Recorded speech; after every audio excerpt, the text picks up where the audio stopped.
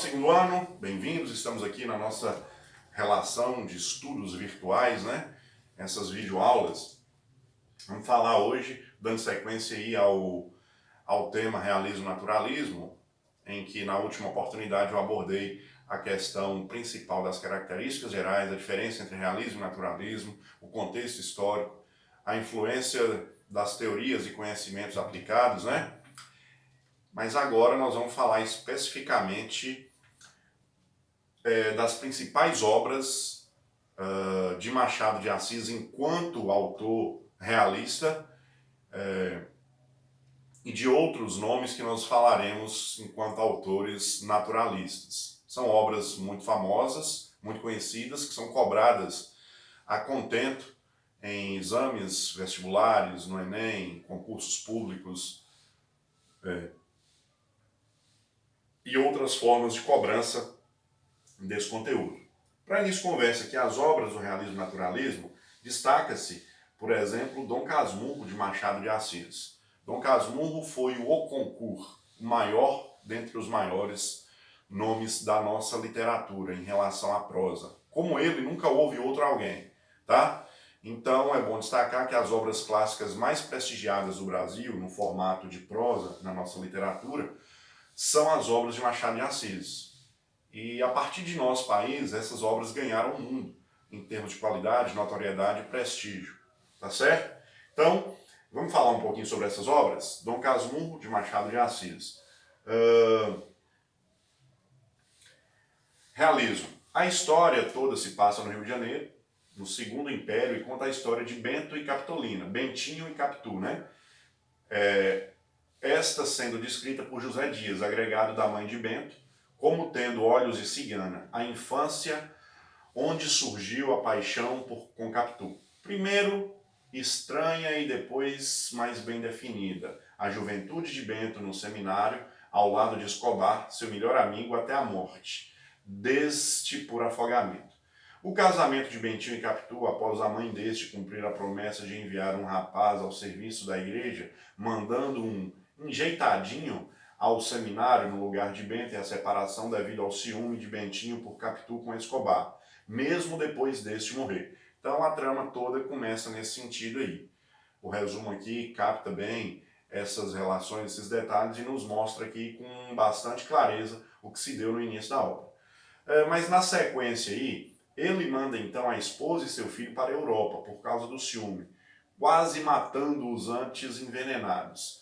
Seu encontro com o filho, muitos anos mais tarde, é frio e distante, já que a todo instante ele o compara com Escobar, seu melhor amigo, que ele achava o ter traído, e ser o pai do então já jovem estudante de arqueologia, que falece meses depois de uma escavação no estrangeiro, sem jamais ver o pai novamente.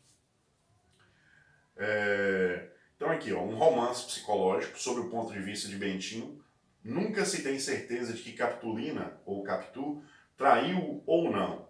A favor da tese da traição, existe o fato que Bento sempre parece falar a verdade. As semelhanças achadas por Bento entre seu filho Escobar e o fato de que os outros descreviam Capitu como maliciosa, quando esta era jovem. Contra a tese, existe que Capitu reclamou de seu ciúme e nunca efetivamente fez muita coisa que desse motivo de suspeita, exceto uma vez em que manteve um segredo com Escobar, que era casado, tá? Escobar era casado. Este humilde escritor acha que Bento não foi traído, mas isso é essencialmente pessoal. Nada mais interessante do que o autor, e democrático e generoso do autor, deixar nas mãos do leitor a decisão da parcialidade ou não da personagem, se houve traição ou não, tá certo? Então fica aí essa dica de literatura e que vocês confiram depois com maior riqueza de detalhes. Outra obra muito interessante e reconhecida de Machado de Assis é Memórias Póstumas de Brás Cubas. Para quem não sabe, a palavra póstumas é toda homenagem feita pós-morte de alguém, tá? É uma obra realista, né? A história é narrada por Brás Cubas, um defunto autor que, após narrar sua morte e funeral, começa a contar a sua vida. Conta a infância, as travessuras, o primeiro namoro com Marcela, interesseira e bela que só ela, né? Fica pobre e feia no final. Um namoro com Eugênio, que acaba pobre, e mais tarde seu noivado com Virgília. Como Virgília casa com outro, eles mais tarde se tornam amantes. Olha, mais uma vez, tratando de todos os tabus, a traição, o adultério, numa época em que a sociedade ainda era extremamente conservadora. Olha que cara visionário para aquela época. Ele queria causar polêmica e com isso chamar a atenção para sua forma de se escrever. O romance era ajudado por Dona Plácida, que também morre pobre, e acaba quando esta vai para o norte com o marido. Conta então seu reencontro com o amigo Quincas Borba, primeiro na miséria, depois rico, depois miserável e louco, que lhe expõe sua filosofia, o humanismo. Desculpe, o humanitismo. Brás Cubas passa a seguir o humanitismo. Já deputado, não se reelege e se torna ministro e funda um jornal chamado de Oposição, baseado no humanitismo. Mais velho se volta para a caridade e morre logo após criar um emplasto que curaria a hipocondria que lhe traria fama. Para quem não sabe, a palavra hipocondria é para aquela pessoa que toma remédio muitas vezes sem necessidade, uma pessoa viciada em remédios. Acha que tudo só se resolve através de remédios, sem procurar uma terapia, ou tomar um chá, alguma coisa, né? Às vezes o caso nem é de remédio, mas a pessoa é tão dependente que ela acha que vai resolver o problema só quando faz uso desse medicamento, certo? Uma obra de muito respeito e conhecida, que não chega a ser a maior de todas, mas ganha prestígio e notoriedade por essa capacidade de atrair os leitores, não dá vontade nem de piscar, e também por ser uma obra que destaca assuntos pouco tocados, tabus naquele período, tá? A próxima obra aí é Quincas Borba, também de Machado de Assis, uma obra realista, a continuação de Memórias Póstumas de Brás Cubas. Quincas Borba conta a história do ex-professor primário Pedro Rubião de Alvarenga, que após cuidar do filósofo Quincas Borba até a morte, recebe dele toda a fortuna sob a condição de tomar conta do cachorro, que também tem o nome de Quincas Borba. Rubião muda-se então para o Rio. No caminho conhece o casal Sofia e Cristiano Palha. Apaixonado por Sofia e ingênuo, Rubião vai sendo explorado e aproveitado por todos os amigos que lhe tomam dinheiro emprestado, lhe pedem favores, jantam em sua casa mesmo quando ele não está. Vai envolvendo-se em sucesso com a política e perdendo muito dinheiro com gastos exagerados e empréstimos. Aliás, todo político e pessoas influentes daquela época, ou melhor, sua maioria, vamos colocar 85%, 90% delas, tinha esse hábito, ganhava muito dinheiro, mas também tinha gastos incontroláveis, não sabia o que era economizar, o que era poupar, por viver muitas vezes uma vida desregrada, tá? Cristiano e Sofia, que não corresponde ao amor, vão se aproveitando deles muito mais, subtraindo-lhe a fortuna, saindo do estado original de dívidas para um de opulência no final. À medida que o tempo passa, a decadência material e o desespero de não ter correspondido seu amor leva Rubião a enlouquecer. Enquanto no começo travava discussões com Quincas Borba, o cão, depois começa a pensar em Napoleão III e Sofia, sua esposa Eugênia. Passa a nomear outros nobres e generais, ter visões, falar sozinho. Quando ao final é internado no manicômio, sua fortuna não é mais 1% do que antes já tinha sido.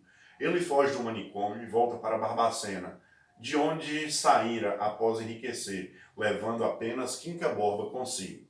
Tá? Enlouquecido e pobre, é recolhido pela comadre e morre louco, corando-se Napoleão III, repetindo incessantemente seus últimos dias a célebre frase: ao vencedor, as baratas. Narrado em terceira pessoa, cheio de ironia sofisticada, uma personagem feminina dissimulada, uma dúvida constante, né? Quincas Borba é o título por causa do cão ou do filósofo. Esta é uma das melhores e mais famosas obras de Machado de Assis. Note-se que, assim como a dúvida sobre a traição de Capitu, ele quis jogar para o leitor a decisão de que Quincas Borba dá nome à obra por causa do cão ou do filósofo? Então, tem que se fazer uma leitura apurada, tem que se chegar a várias conclusões para poder saber do que se trata e com argumentos, né? Com conhecimento de causa para defender a tese de que era uma coisa ou outra. A seguir, nós temos aqui a obra Esaú e Jacó, na sua fase mais madura, né? Também uma obra realista, contada como que por um autor que teve acesso ao memorial do conselheiro Aires. Usa o volume último de seus cadernos. Começa contando a história de Natividade, que, grávida de gêmeos em 1871, consulta uma vidente. Esta lhe diz que seus filhos, apesar de estarem brigando em seu ventre, terão um grande futuro. Ao sair, de tão feliz, dá uma esmola grande a um mendigo, para as almas, mas ele guarda o dinheiro.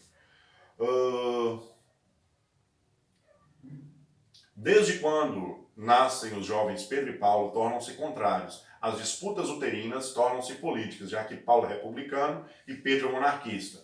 Apesar, né, de tornar-se advogado, Pedro, né, e Paulo ser médico, eles estudam separados. Paulo vai para São Paulo e Pedro fica no Rio. E conhecem em 1888 a filha de um casal de políticos, Flora, pela qual ambos se apaixonam.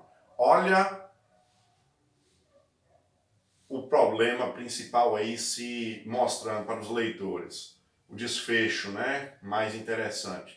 E ela corresponde ao amor dos dois. Assim os irmãos desunidos unem-se e competem pelo amor de Flora.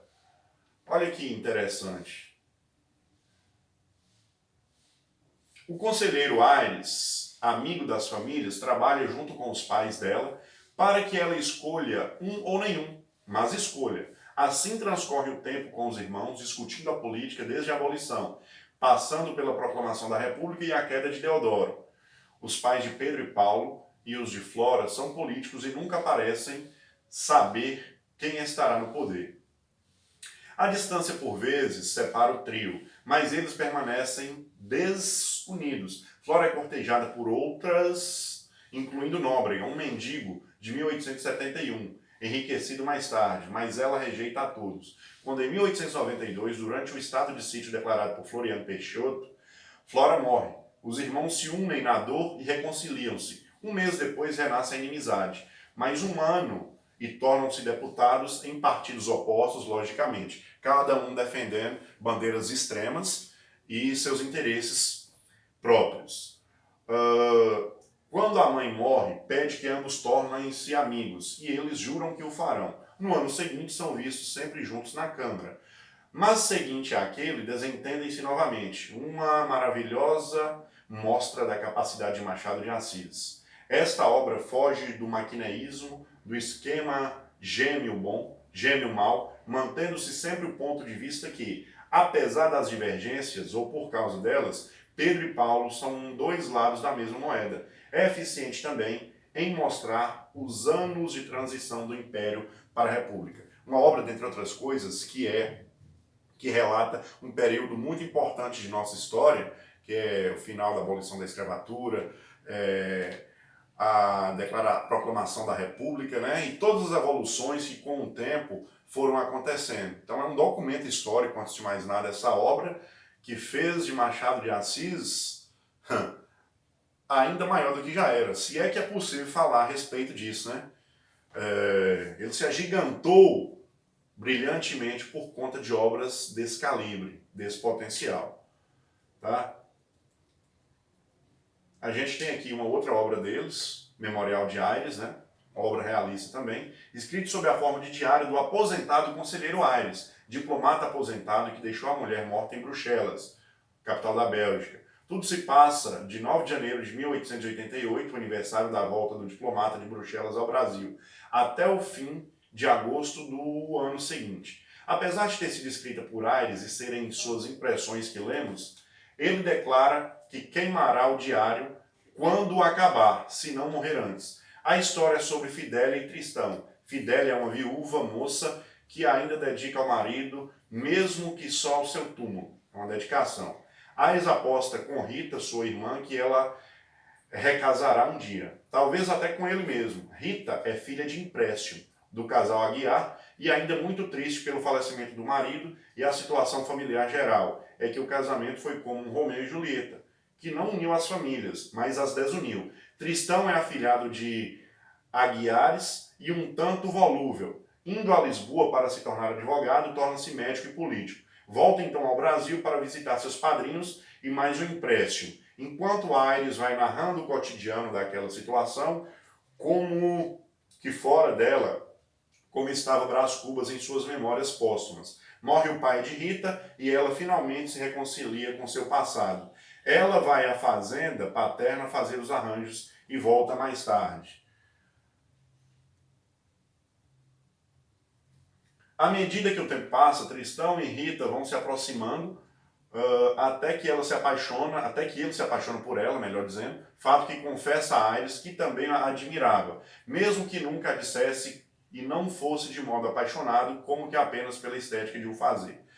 Quase chegando o tempo de voltar a Lisboa pelos fins de 1888, Tristão vai adiando a partida até que ele e Fidélia decidem se casar. Eles esperam a aprovação dos pais deles e depois até maio para o casamento em si. O casamento procede bem e deixa o casal Aguiar felicíssimo pela união dos filhos e pela permanência de Tristão que estava por partir.